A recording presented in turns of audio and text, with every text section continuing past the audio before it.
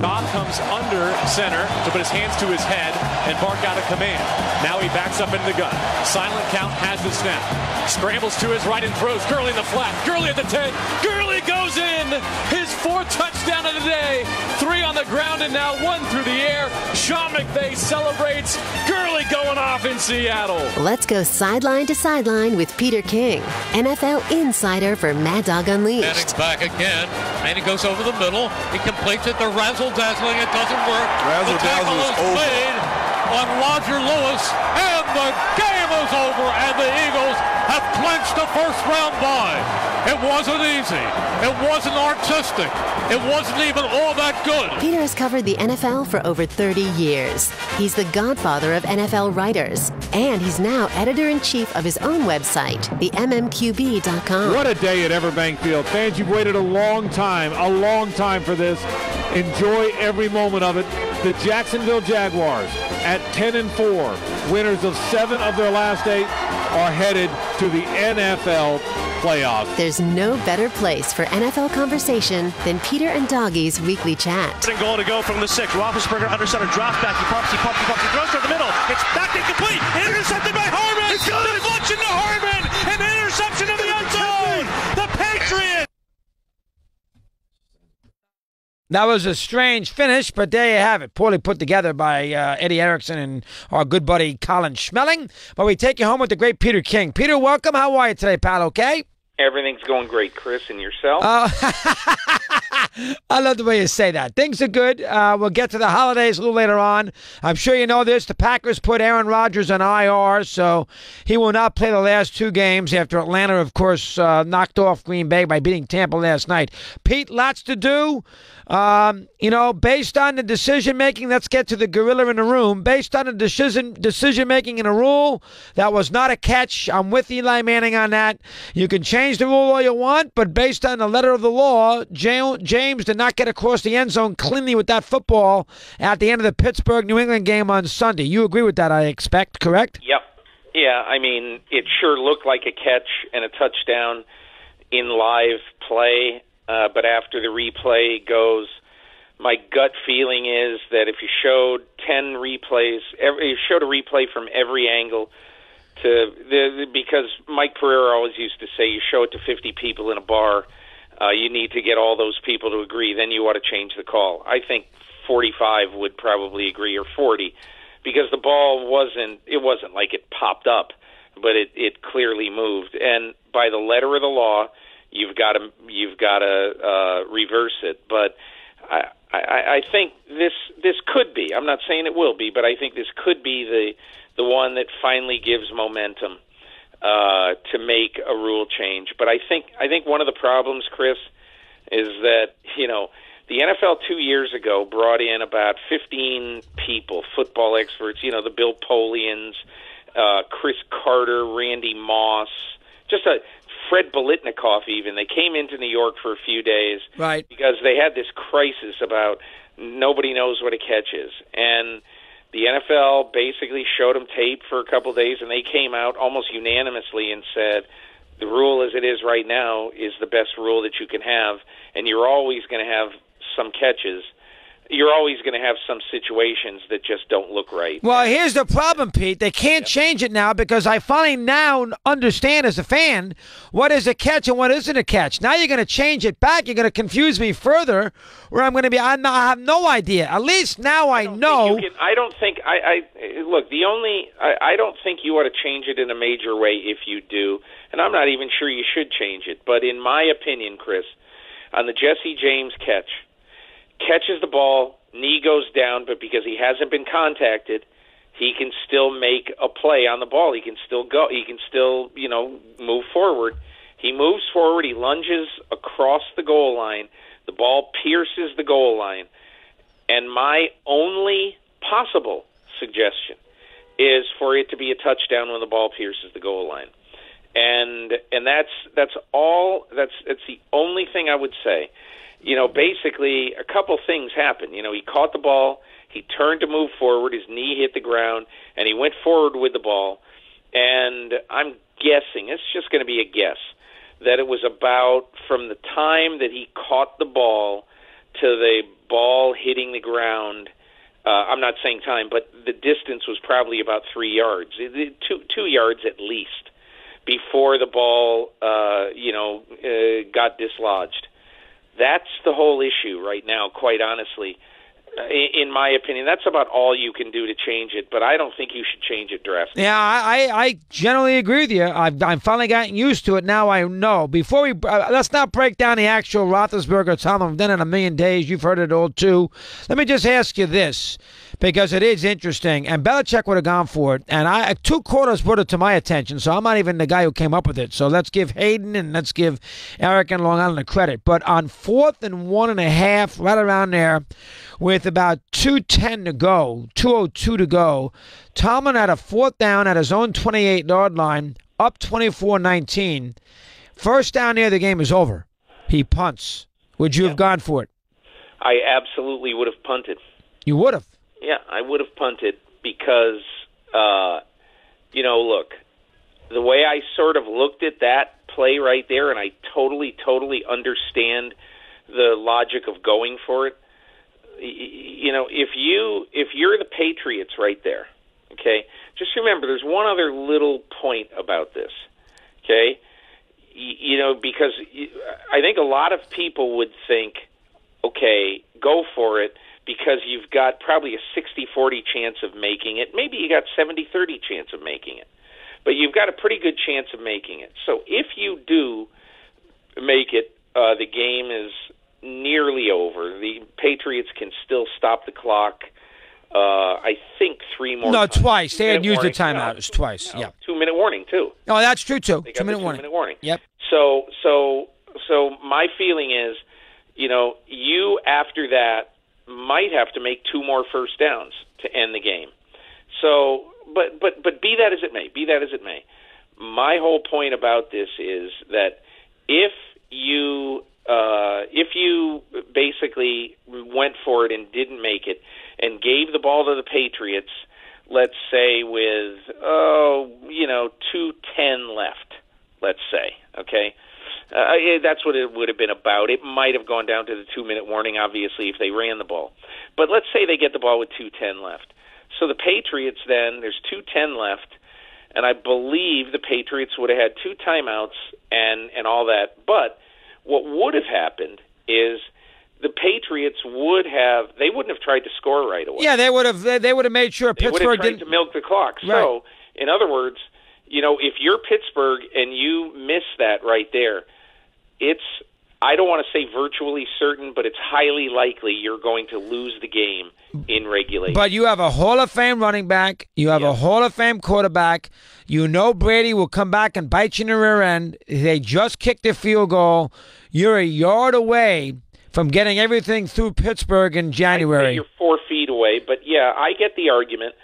I understand, and I wouldn't have killed him if he went for it, but that would have been a play to regret for your life if you go for it and miss it, and the Patriots take 2 minutes to score and you lose in regulation. But aren't you being inconsistent as a team, Pete, by punting there and then not spiking the ball to make sure you kick the field goal to get to overtime? Well, that's a good question. That's a very good question. In my opinion, I think one of the things the Steelers were trying to do basically was to win the game in regulation. As I would too. I don't want to go to overtime against the Patriots, and no matter what happens on the first drive, probably the Patriots are going to score on the first drive, a touchdown. So I don't know. I'm hesitant to kill anybody for anything other than the fact that I think that at the end, with that 28 seconds to go and Hayward Bay can't get out of bounds there, at that point, the Patriots were happy just to let the clock run. Yeah, that was a very poor. That second down. That was a very poor play because it looked like Roethlisberger disagreed with what Todd Haley wanted to do. Right. It looked like Roethlisberger wanted to spike the ball, and everybody just relax. And everybody, let's get the play in. Let's get the right play. Let's have one opportunity. We're either going to kick the field goal now. But if you spike the ball, Pete, it's fourth down. Remember, I understand. You got to kick the field goal to win the game. You got to kick the field goal there after the spike. But in my opinion, then what the point that we're making right now. Just think of this, Chris. If Roethlisberger throws that ball in the end zone and it's incomplete, they kick the field goal anyway. So because obviously, if you throw an incomplete pass, there's going to be 4 seconds left. It's going to be 4th and goal from the 7. Boswell kicks the field goal and they go into overtime. Right. So that's why, to me, that's why I totally do not kill the Steelers for hurrying up to the line and trying to take one shot to win. I think the second down play, Pete, is the play. If you're going to throw a completed pass, the guy has to get out of bounds. He's got to get out of bounds, and that's now, Chris. No one will say this, but I think that receiver right there on that play is Antonio Brown, and because Antonio Brown is out, now you got Hayward Bay in there. He doesn't get out of bounds, and so therefore you've got. You've got all these things that happen. This is one of those games that you could sit down for 2 hours and argue about it. Really interesting. Yeah, now, long term, let's assume Brown plays in a postseason. Now, New England will have an easier path. They're going to win their last 2 games. They're going to have an easier path. They're going to get they don't have to deal with Jacksonville most likely. They'll get Kansas City and Baltimore instead. That's not easy. How about this, Chris? Yeah. The whole point about the effect, honestly, the effect of the last 30 seconds.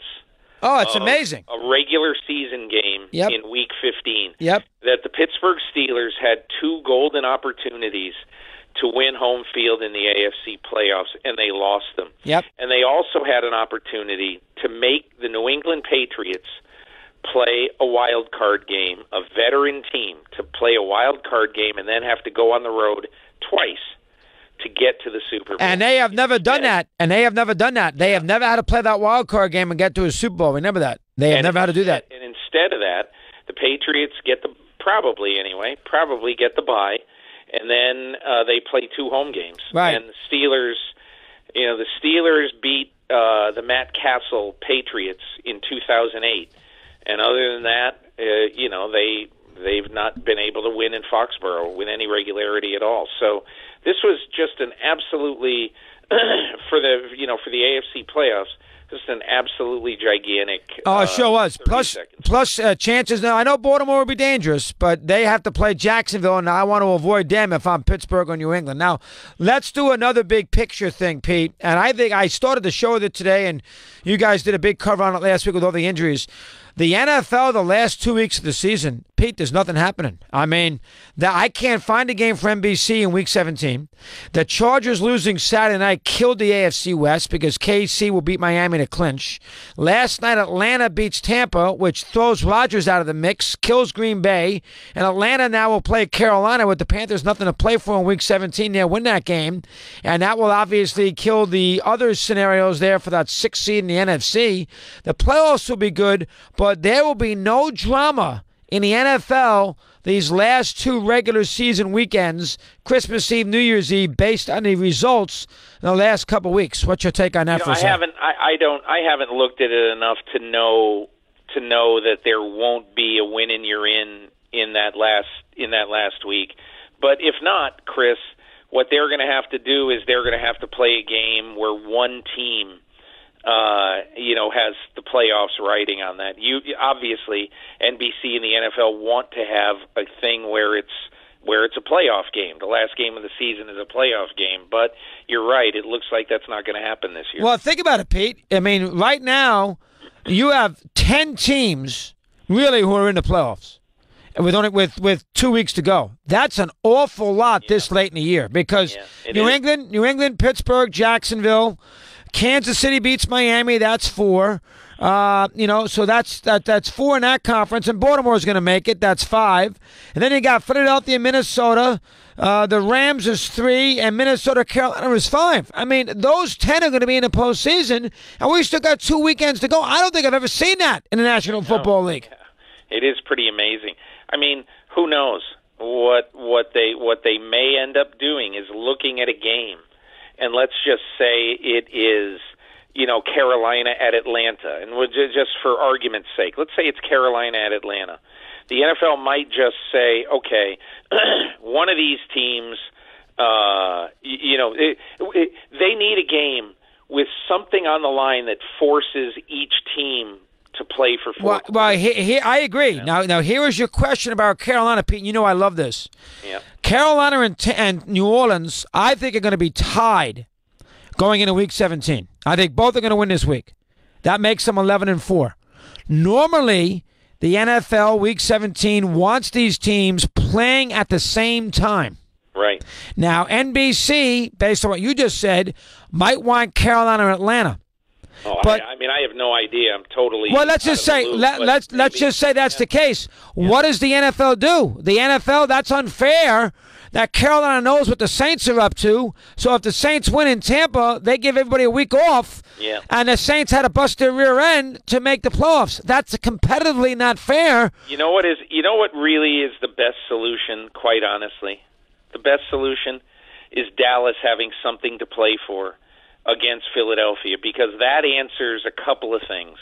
It answers the possibility of Dallas, of Philadelphia losing the top seed, let's just say, and it gives Dallas some prayer of making it. The problem is obviously that that could be impacted by the results of the earlier game. And now that, Pete, if Philadelphia beats the Raiders on Christmas night, they've clinched the top seed. Yeah, that's right.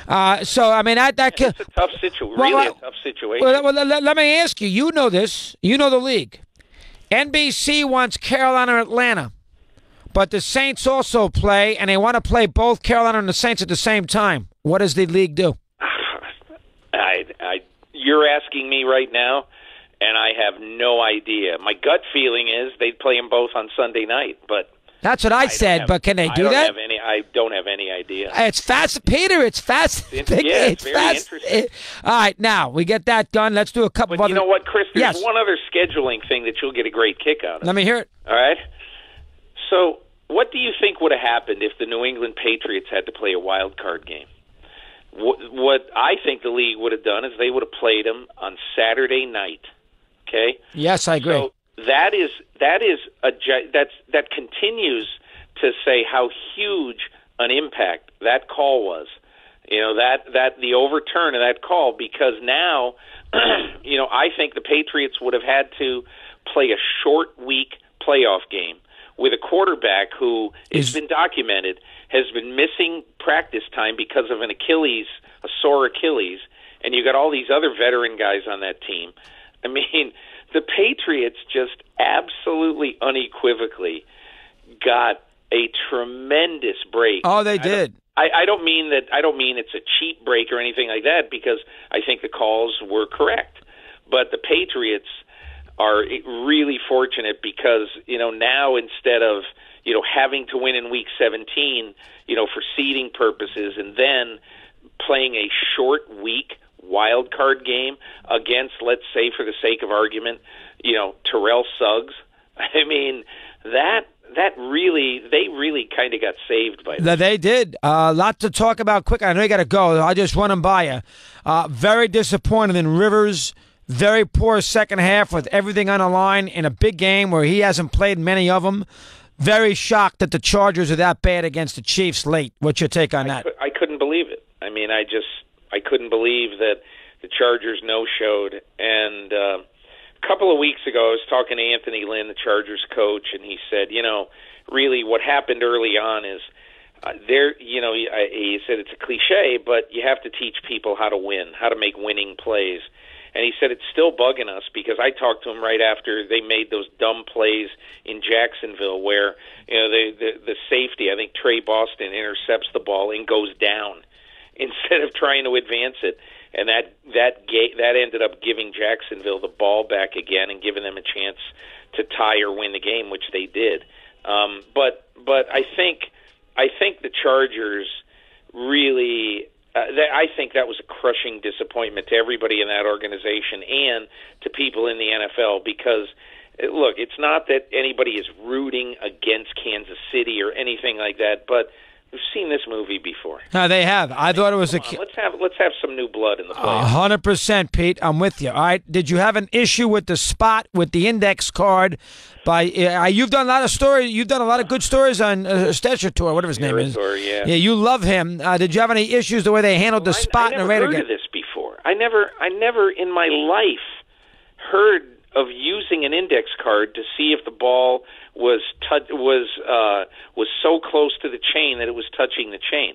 Steratore said something interesting in the pool report that he knew it was going to be a first down. Yeah. He knew that the chain was touching him. And look, I mean, what's so incredible about that thing, let's say something like that cost somebody the playoffs. I think everybody in the world is going to be asking, why can't we got computers for everything in the world. Why can't we use computers to determine a first down?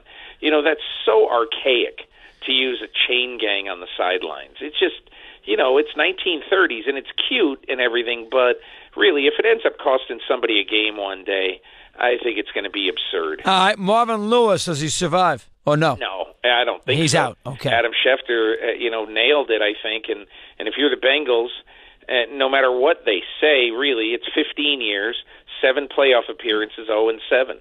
You just, I mean, if you're a Bengals fan, how do you possibly have any hope going into 2018 if you retain Marvin Lewis and that coaching staff? Hugh Jackson, does he stay?